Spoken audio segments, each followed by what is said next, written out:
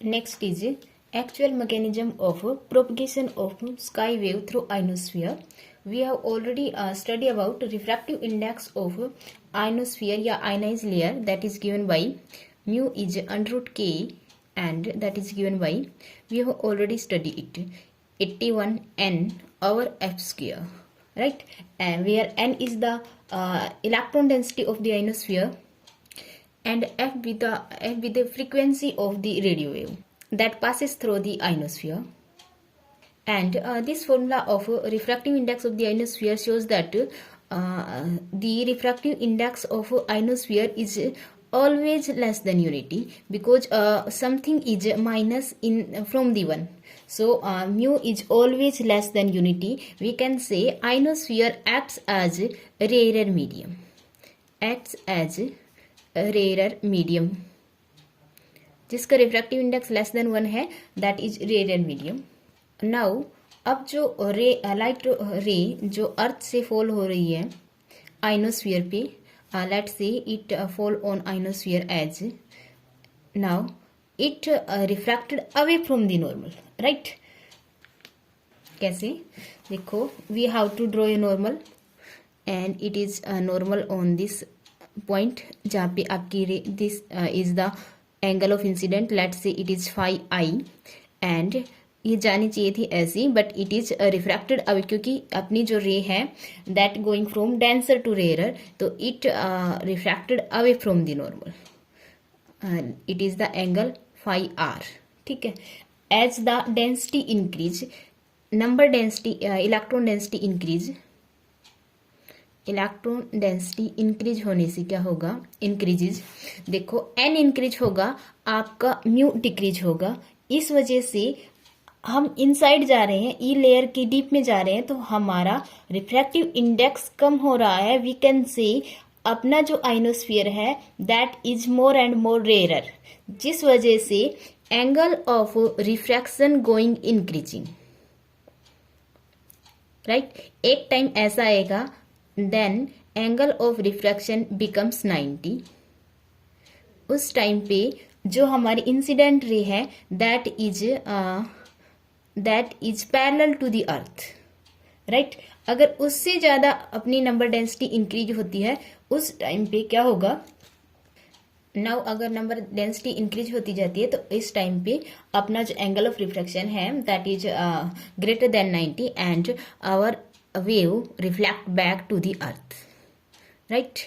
देखो, in light incident on ionosphere and it is E layer and F layer. अगर E layer में number density increase होती जाती है उस टाइम पे हमारा जो म्यू है that going to be decrease, क्योंकि एन इंक्रीज होने से म्यू डिक्रीज होता जा रहा है. It is rare. जब वेव, इलेक्ट्रोमैग्नेटिक वेव डेंसर से रेयर फॉल होगी तो आइनोस्फीयर भी फॉल हो रही है, we can say it fall from denser to going to rare. ठीक है. अब एंगल ऑफ रिफ्रैक्शन इंक्रीज होगा क्योंकि अपनी जो रे है वो डेंसर से रेयर में जा रही है. अब जैसे जैसे हम पेनिट्रेट करेंगे आइनोस्फीयर में, रे पेनिट्रेट करती जाएगी, नंबर डेंसिटी इंक्रीज होती जाएगी, more and more rare medium बनता जाएगा. वी कैन से जब रेयर मीडियम होगा, लाइट रे या फिर इलेक्ट्रोमैग्नेटिक रे या radio wave bands away from the normal. ठीक है. एक टाइम ऐसा आएगा इट बैंड्स थ्रू 90 डिग्री, और उससे ज्यादा अगर डेंसिटी बनती है तो it is reflected back, completely reflected back to the same medium, या we can say to the earth surface, right? And अगर ये एफ लेयर पे फॉल होती है तो वहां से बैंड होगी and going to the earth surface. So हम मान लेते हैं phi i the angle of incidence and through the E layer, and phi r is the angle of reflection, right? So by using Snell's law we know that mu होता है आपका sine i, sine angle of incidence over sine angle of refraction, और एक time पे जब ये reflect back होगी उस टाइम पे एंगल होगा आपका 90, राइट? जब आपकी अर्थ के सरफेस के पैरेलल हो जाएगी, उससे जस्ट इस एंगल, ये जो क्रिटिकल एंगल है, एंगल ऑफ इंसिडेंस, इससे जस्ट ज्यादा होते ही हमारी जो लाइट रे है that reflected back to the earth surface, right. And ये इक्वल होगा आपका, क्योंकि म्यू अपना है 1/√1 माइनस 81n/f²। यहाँ से साइन आई हो जाएगा, साइन फाई आई होगा आपका 1 minus 81n/f²।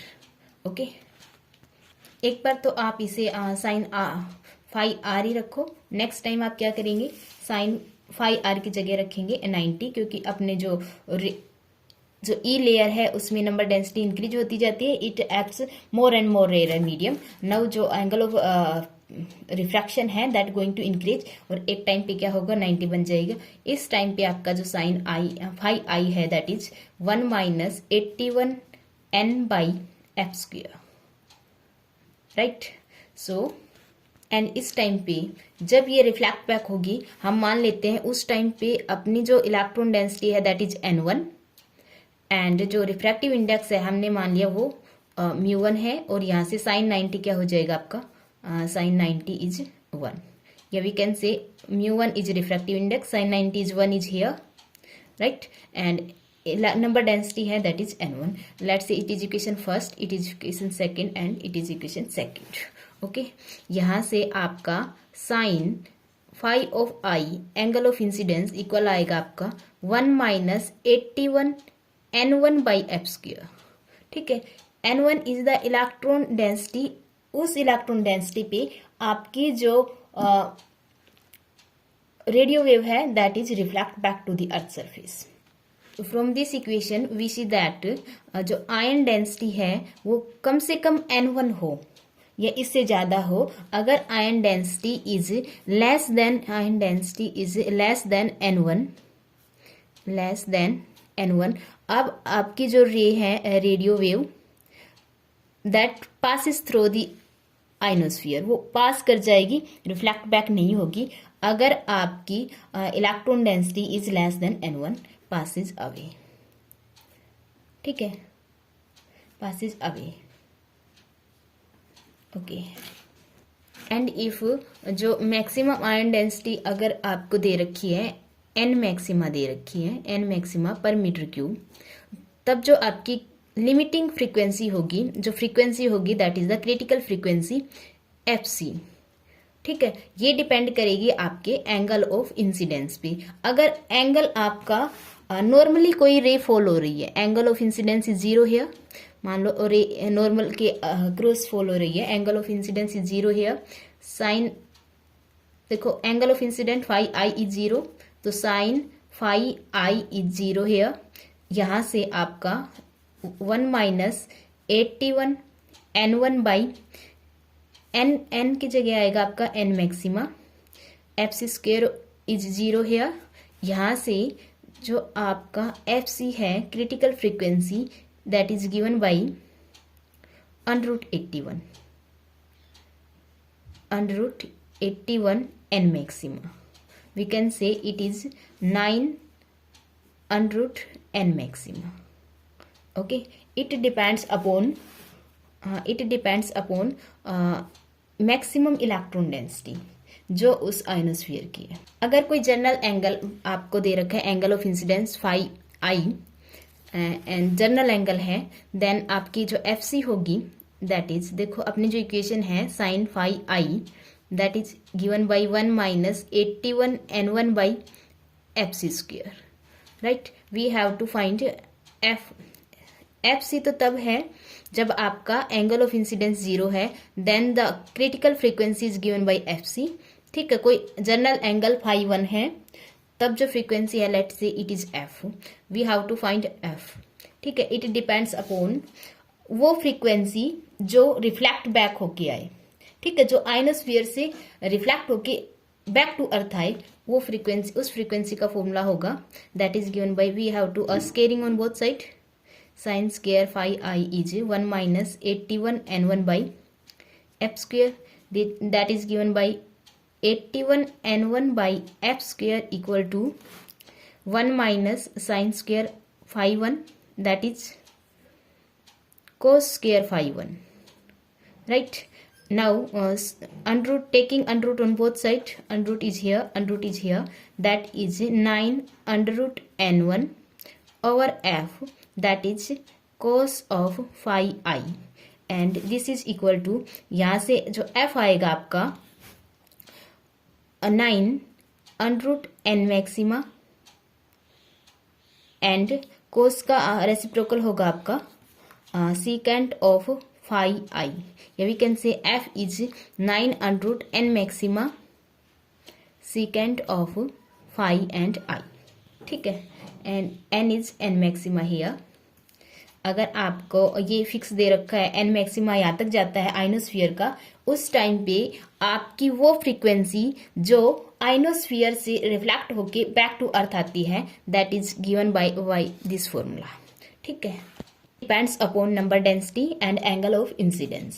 So we can say this is that frequency, yeah, we can say it is the critical frequency that reflect back to the from the ionosphere to the earth. It depend upon angle of incidence. Okay, क्योंकि आपने n तो fix कर दिया, इससे ज़्यादा तो ion density increase नहीं होगी, इलेक्ट्रॉन डेंसिटी इंक्रीज नहीं होगी, ओनली जो चेंज हो सकती है that is the angle of incident. So critical frequency depend upon the angle of incidence. Okay, so it is our actual mechanism of propagation of sky wave through ionosphere, right. Okay, it is your article.